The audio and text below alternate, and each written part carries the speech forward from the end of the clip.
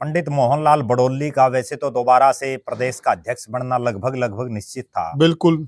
लेकिन जो ही वो इस मामले में विवादों से घिरे और उनके ऊपर बड़े गंभीर आरोप लगे जी, उसके बाद पार्टी के स्तर पर भी, जनता में भी, विपक्ष की तरफ से भी यह आवाज लगातार उठ रही है कि मोहनलाल बड़ौली जी को अपना इस्तीफा दे देना चाहिए जी। लेकिन वो एक अनुशासित और एक संस्कारी पार्टी में होने के बावजूद अपना इस्तीफा नहीं दे रहे हैं जी। और उसके पीछे मैं कहीं ना कहीं ये मान रहा हूं कि भारतीय जनता पार्टी की एक सोची समझी रणनीति का एक हिस्सा होता है जी। जैसे अगर दो उदाहरण मैं पीछे के दूं, जब सुभाष बराड़ा के बेटे पर इसी तरह का एक मामले में आरोप लगे और जो है कोई गाड़ी का पीछा करने का उन पर आरोप लगा, तो उसके बाद जो है बराड़ा साहब की भी बड़ी तौहीन हुई थी इस दौरान। बिल्कुल बिल्कुल। लेकिन उन्होंने भी तब इस्तीफा नहीं दिया था। बार बार ये आवाज उस समय उठी थी कि बराड़ा साहब इस्तीफा दें। ये एक अलग बात है कि उसके बाद फिर उनको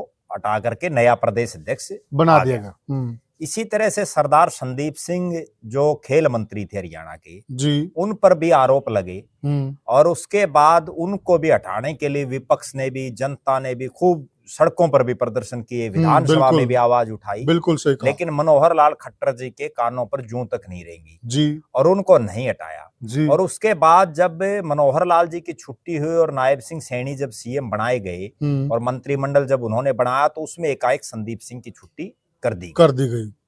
इसी तरह से अब ये लग रहा है कि चूंकि प्रदेश अध्यक्ष का कार्यकाल पूरा हो चुका है, जी, जी। नए मंडल प्रधान बन चुके हैं, जिला प्रधान किसी भी समय घोषित हो सकते हैं जी। प्रदेश के जो राष्ट्रीय अध्यक्ष है भारतीय जनता पार्टी का उसको बनाने की प्रक्रिया शुरू हो चुकी है। जी, बिल्कुल। प्रदेश अध्यक्ष भी किसी भी दिन डिक्लेयर हो सकता है। तो अब इसलिए पार्टी ये चाह रही होगी कि इनका इस्तीफा ना लेकर के और जो है जब इनको हटाना ही निश्चित है, अब तो निश्चित दिखाई दे रहा है क्योंकि अगर इनको रखेंगे तो वही कंट्रोवर्सी दोबारा से फिर पैदा हो जाएगी। जी,